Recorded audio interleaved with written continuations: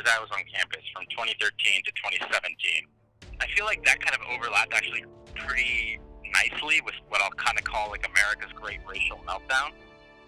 When I came to campus, we were still kind of in like, like the post-racial, colorblind vibe.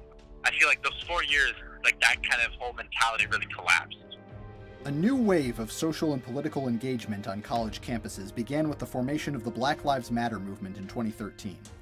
The movement was a response to the acquittals of white police officers for charges in the deaths of black victims such as Trayvon Martin, Michael Brown, and Eric Garner.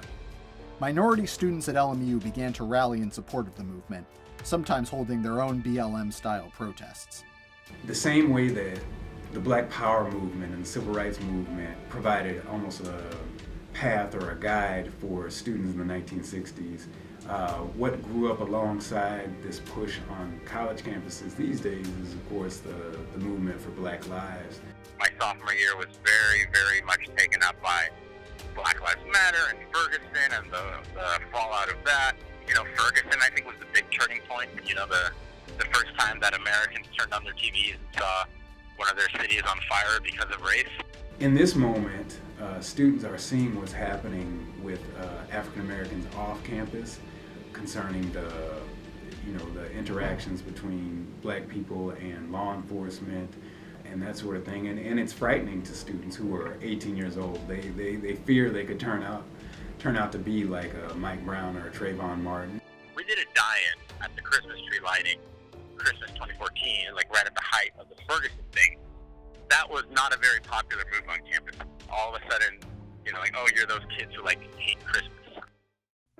Activism nationwide also received a boost with the rise of Donald Trump, whose rhetoric and later actions as president inflamed passions across the country. In the weeks following the 2016 election, students held a sit-in outside President Timothy Law Snyder's office to protest his silence on the issue of undocumented students. Following a lengthy dialogue with the protesters, Snyder eventually declared his support for undocumented students and pledged to do what he could to protect them. Even before Trump's election, LMU's population of Dreamers, children of undocumented immigrants, had begun to raise awareness of immigration issues on campus. When I was a student, I believe it was my junior year, we hosted the first Immigration Awareness Week, is what we called it, and we wanted to make sure to target students that normally, not the ones that are already in the know of what the issues were at the time. How do we target students that normally wouldn't come to our events, that normally wouldn't participate in these dialogues? At the start, being an activist was not a popular thing to do. You could expect eye rolls even in class. During what was called Convo Hour, so before on Tuesdays and Thursdays from 12 to 1:30 there were no classes, which was also a prime lunchtime for a lot of people. So what we did is we blocked all the entrances to the Malone building. We held up signs that kind of had different facts about just what the conditions were at the border at the time. It got a lot of attention because people couldn't not see us, people couldn't avoid us. A lot of people were very frustrated, were very upset. I remember a lot of folks that worked in student affairs came out and they were holding copies of the community standards and they were kind of trying to find what they could get us on. We realized that maybe blocking the entrances of an eatery weren't the best thing.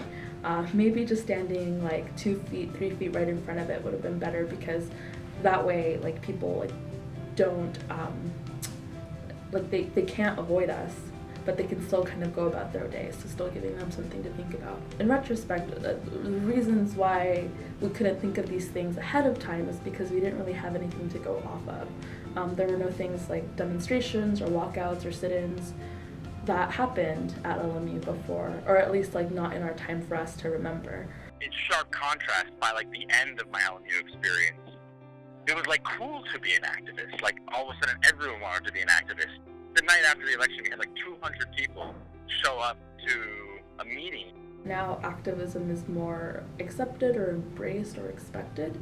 Once Donald Trump was elected president, the BSU did march across campus, and I think that was kind of my turning point to be involved in activism on LMU's campus. In high school, I was kind of active in kind of the social justice scene, but I wasn't really as expressive with it as I am in college. And I definitely think that that kind of camaraderie, that kind of feeling that we all got when we marched together across campus was really kind of like the turning point for me to actually be like, wow, activism at LMU is something that's both needed and wanted. My take was that this is going to die down. We're not going to keep getting 200 people at these meetings, and that was true. But the wave crested and then fell, but the water level is still higher now than it was before the wave, if that makes sense, right? Like, for better or for worse, I think the Trump era has awakened lots of people to the stakes of government and the stakes of our politics, and I think that's the silver lining. It's the only silver lining, but it is, I think, a pretty significant one. You know, as an historian, there's always a quick desire to want to compare the generations and that sort of thing, and that's not always fair. There were different circumstances going on. As I mentioned before, there was a draft happening, there was a war going on that affected everyone. I feel that activism now has just been a little less radicalized because we have so many other outlets to be active. What people think of activism, they think of the marches, they think of the demonstrations, but activism right now is me being in college. Activism right now is us coming together at a predominant institution that's still being able to succeed in an institution and a system that is not made for Black bodies. Like, us coming to LMU is activism in itself, and I feel like a lot of people don't understand that. You know, LMU, in my view, is still not terribly an activist school. One of the things I've said to ASLMU presidents, though, over the last few years is quit talking about it and do something. Choose an issue and go after it. And I think a real difference could be made. This may get me in trouble. For students to get that spirit back is to have the ability to say no, to say boo when they see something wrong, and that's difficult, and it goes against some of our natural inclinations of civilization. But that's what it takes to move things along. See, the idea is this: institutions don't progress by themselves. They're not designed to progress with regard to culture, social justice, and things like that. It takes young people nudging and pushing and sometimes cajoling these institutions to be better. Our administration just needs a lot of pushing. Our administration needs to be challenged at every corner, questioned for everything they do, because that's how we get answers, unfortunately. They aren't just as transparent as they think they are, and we as students need to push them to do better, push them to question why did they do this, push them to incorporate these Jesuit and Ignatian values that they say that our school are built on. There's no doubt that student activism will continue. It ebbs and flows throughout history, but always resurges when students see injustice to be fought in society. One can only wonder what challenges await as a new generation, the so-called Generation Z, approaches college age. Whatever awaits, students at LMU will face it along with the rest of the nation, and with the university's history in mind, there's little reason to doubt many of them will take action.